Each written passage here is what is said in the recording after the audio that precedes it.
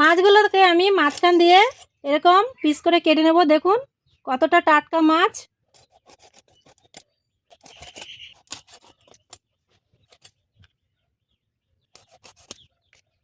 এটা কি মাছ বলুন তো?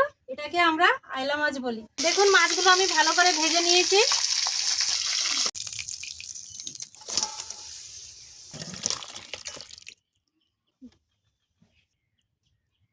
নমস্কার বন্ধুরা, হীরা রানী কিচেনে সবাইকে অনেক অনেক স্বাগত। তো বন্ধুরা, মাছে ভাতে বাঙালি, প্রত্যেকদিন সকাল হলেই মনে হয় কি মাছ দিয়ে আজকের রান্না করব। তো আজকের বাজারে গিয়ে দেখি বড় বড় মাছ পেয়েছি নদীর। বর্ষাকাল, এখন নদীর মাছ প্রচুর। এটা কি মাছ বলুন তো? এটাকে আমরা আইলা মাছ বলি। আপনারা কে কি মাছ বলেন আমাকে কমেন্টে অবশ্যই লিখবেন কিন্তু। তো এই আইলা মাছ খুব কম সময়ে অল্প মশলা দিয়ে আমি রান্না আপনাদের সাথে শেয়ার করব। তো প্লিজ প্লিজ আপনারা পুরো ভিডিওটা প্রথম থেকে শেষ পর্যন্ত দেখবেন। তো আমি মাছগুলোকে, অনেক বড় বড় মাছ, তো মাছগুলোকে একটু মাঝখান দিয়ে কেটে নেব।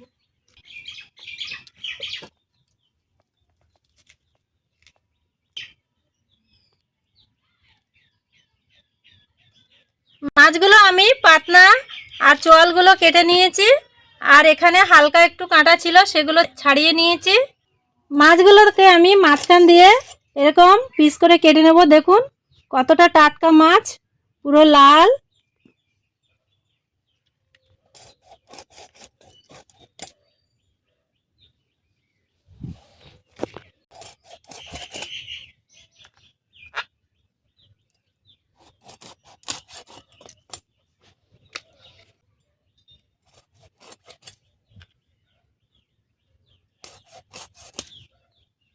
মাছ সব কাটা হয়ে গেছে।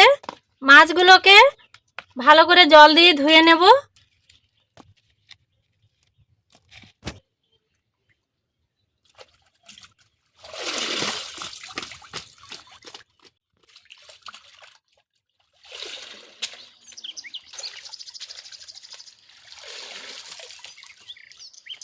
মাছ ধুয়ে রান্নার কাছে চলে এসেছি, সব কিছু গুছিয়ে নিয়ে। ওদিকে কাঠ সাজিয়ে উনুন ধরিয়ে কড়া বসিয়ে দিয়েছি।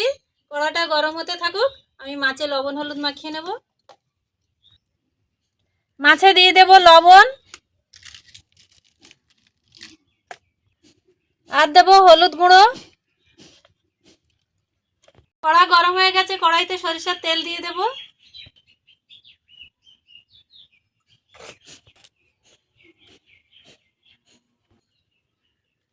এই মাছ খেতে খুবই সুস্বাদু, আর এই মাছে কাঁটা কম, এক কাঁটার মাছ। একে একে মাছগুলো দিয়ে দেব কড়াই।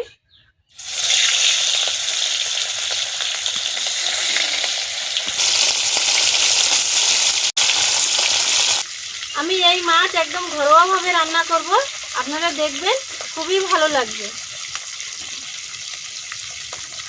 আপনারাও এইভাবে একবার বাড়িতে বানিয়ে খাবেন, দেখবেন কতটা টেস্ট এই মাছের।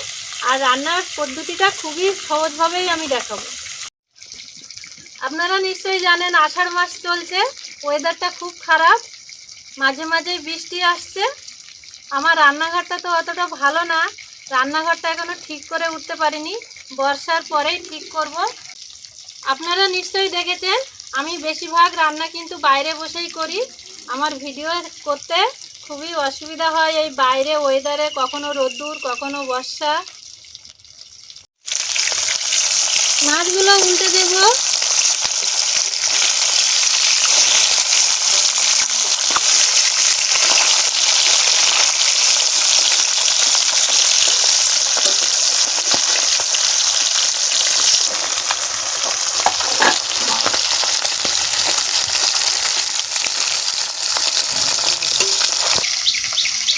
দেখুন মাছগুলো আমি ভালো করে ভেজে নিয়েছি।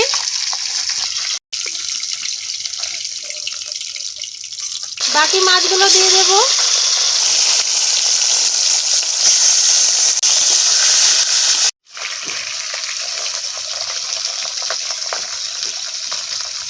মাছগুলো সব ভাজা হয়ে গেছে, তুলে নেব।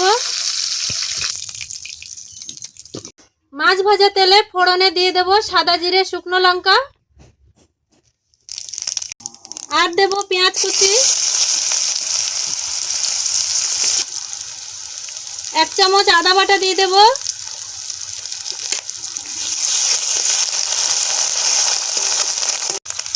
1 চামচ রসুন বাটা দিয়ে দেব। আদার কাঁচা গন্ধটা চলে গেছে, এবারে দিয়ে দেব টমেটো,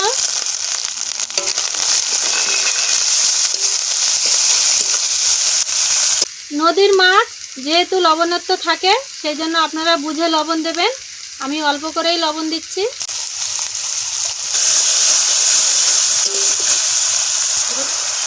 হাফ চামচ হলুদ গুঁড়ো, 1 চামচের একটু কম লঙ্কার গুঁড়ো, হাফ চামচ জিরে গুঁড়ো,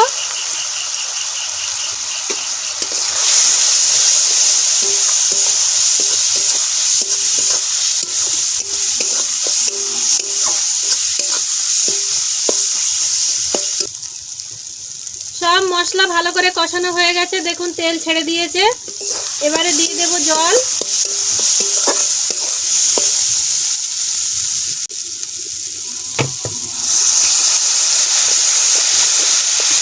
ঝোল ভালো করে ফুটে গেছে, আইলা মাছগুলো দিয়ে দেব। মাছ দিয়ে হালকা করে কিছু সময় ফুটিয়ে নেব। দেখুন আইলা মাছের ঝোল কেমন গুটগুট করে আস্তে আস্তে ফুটেছে। এবারে মাছের ঝোল হয়ে গেছে, আমি নামিয়ে নেব।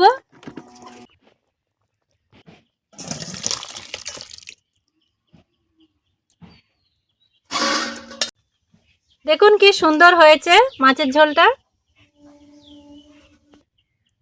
দেখলেন তো বন্ধুরা, কত কম সময়ে আইলা মাছের ঝাল একদম হয়ে গেছে, একদম অল্প মশলা, ঘরোয়াভাবে একদম তাড়াতাড়ি হয়ে গেছে। তো এইভাবে আপনারা বাড়িতে বানিয়ে খাবেন।